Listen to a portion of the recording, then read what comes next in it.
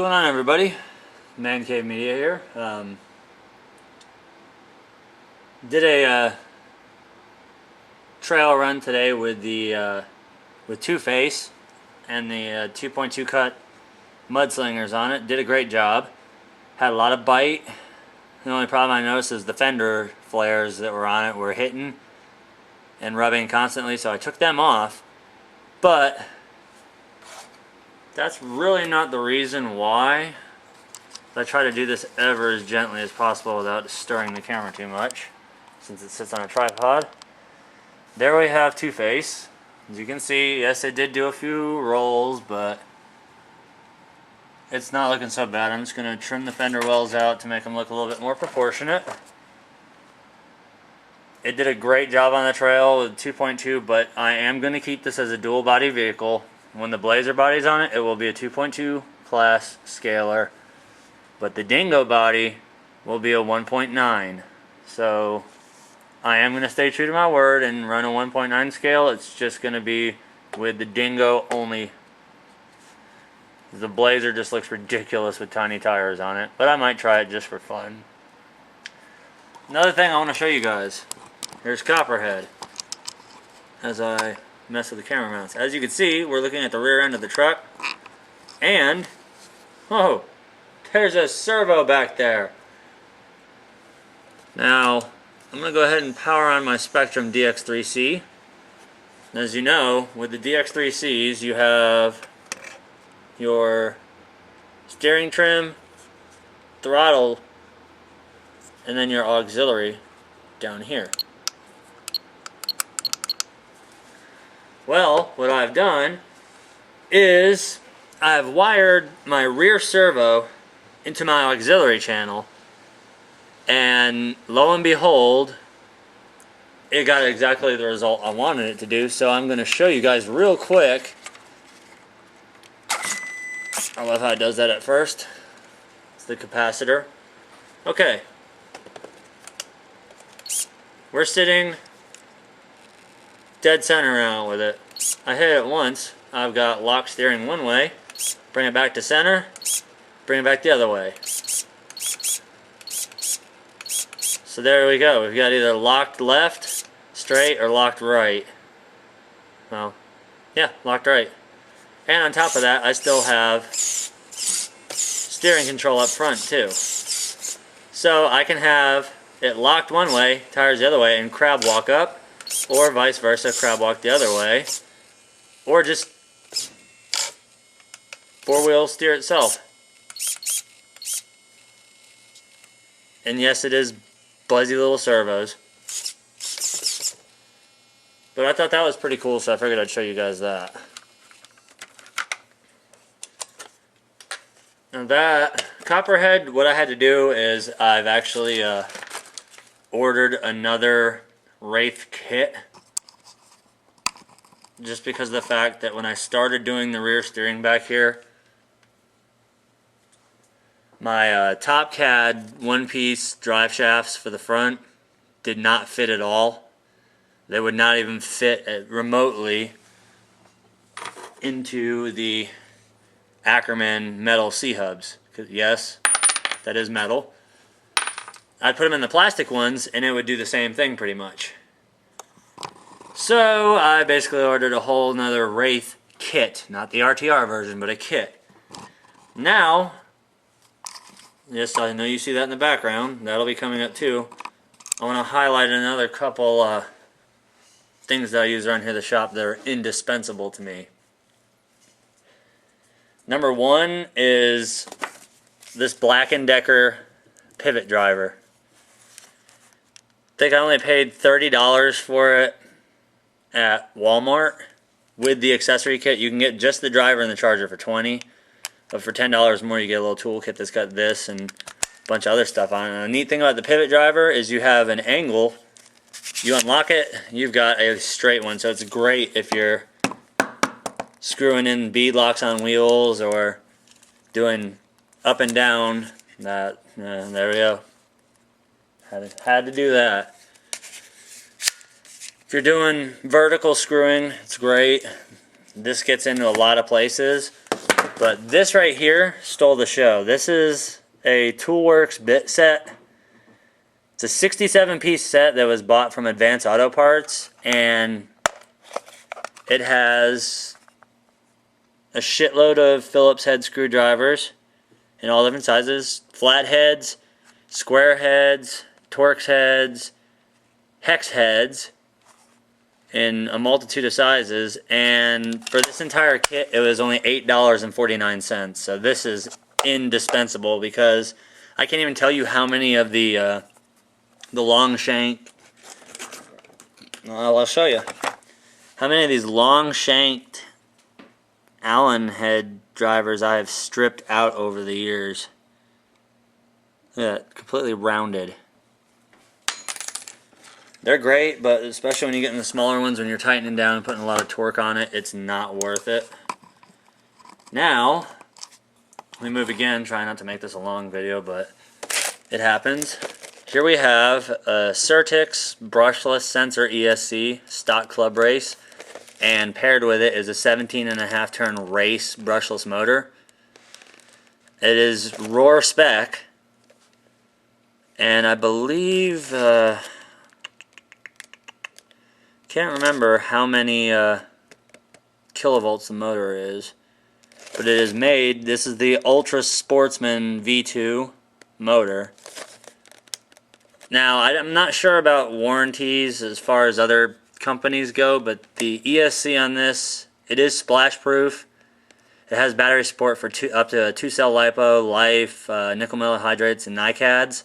It has an LED programming card, the digital short course ProLite Certix DV version 1.0. It has a USB software upgradable, and the ESC comes with a 90-day warranty. The motor itself has a limited 30-day warranty. So, with that being said, let's open this sucker up and see exactly what we're dealing with here, because I'd love to know what the kilovolts are on the motor here. Try not to slice your hand off doing this. Okay.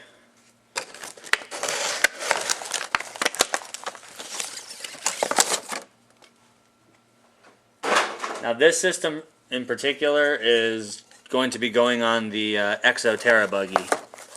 Since it's badass out of the box, thanks to DJ Medic 2008's review, that cemented my awareness of making sure that I had a Terra buggy.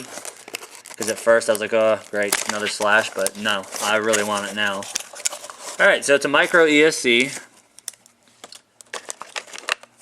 It has, of course, your on-off switch.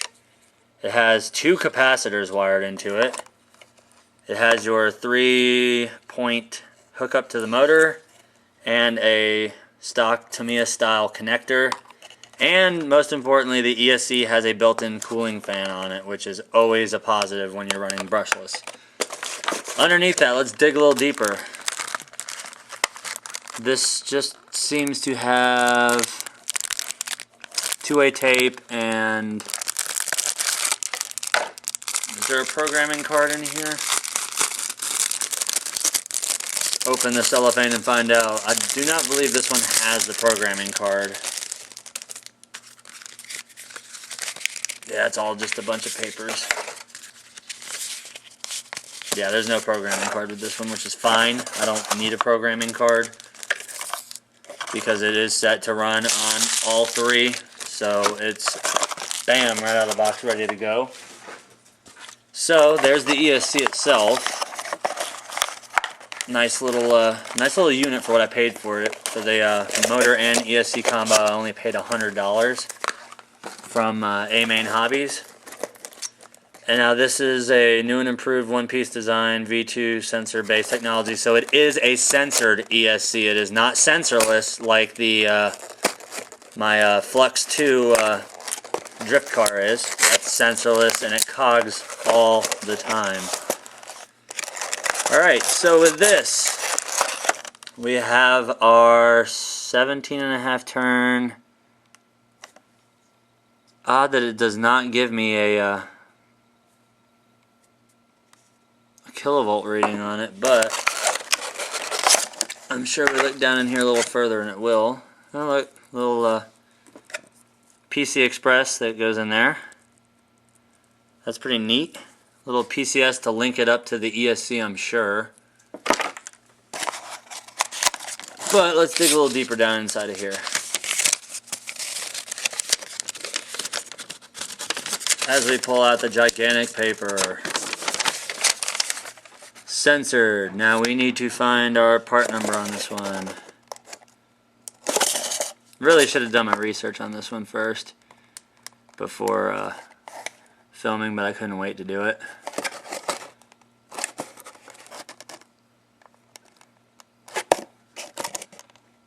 Really?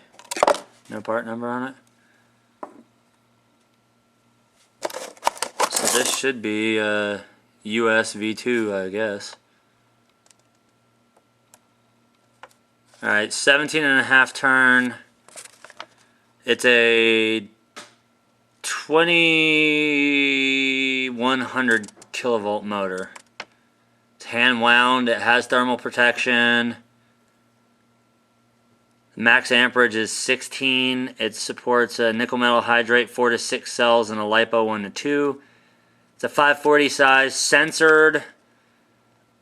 IFMAR spec, yes. 110 on and off-road, yes. So basically all you end up doing with this one, you just solder your 3 wires to each motor tab, obviously A, B, and C. When used on censored ESC, which that is a censored, please make sure to plug in the sensor cable to motor, which is this. So this will get plugged directly into the motor, so we are making a censored link to it. Please lubricate the front ball bearing with a drop of bearing oil. Yeah, look at this.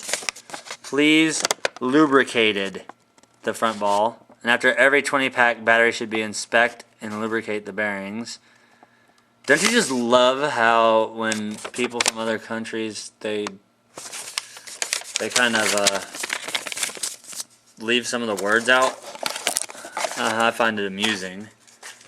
But either way, it's pretty straightforward there. So there you guys have it. Copperhead is getting the a whole new front steering arm for it.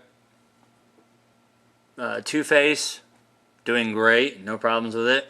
And you guys got a sneak peek at what's going into my Exoterra buggy when it gets here, as well as 2 very indispensable shop items that anybody should have when working on RC. The pivot driver and a good bit set. Oh, one more thing too, I almost forgot. We're going to be doing some modifications with this big boy here, the F650. I'm going to be taking and hacking off the back bed of the body. And we're going to be using...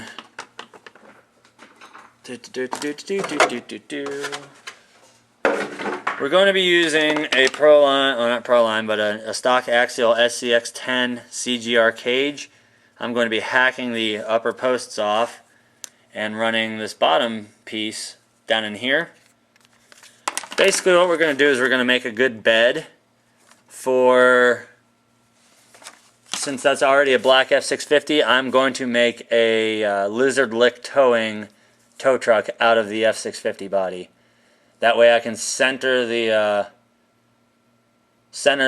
wheel, the fender wells over the front tire and have a pretty kick-ass looking truck. So that's another project that's going to be in the works for a little while. I'm going to use it probably on an existing SCX10 chassis. So we're doing a Lizard Lick. We're going to be doing an Exo build. We still have the Komodo unboxing review. That's going to be coming up. I'll have the Wraith kit. So that'll be another one. Basically, I'm just getting the kit for the front end, and all the rest of it is going to be replacement parts in case I break anything on it. And I'll also be painting the cage on the other one a completely different color. So if I ever do decide to get another front axle assembly for the Wraith, I'll have two of these suckers in two different colors. So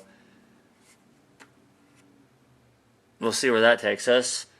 Once again, sorry I drug out to a 15-minute video. It's just there's so much stuff I have to try and cram in. I don't want to do it in multiple videos. I want to get it all out in one. That way my video queue is not backing up for days and days and days. As it is, I have 3 videos I have to edit right now. So, as always, thank you for watching. Thank you for all the subscribers out there. All of you that have been extremely active, commenting on all my videos, liking it.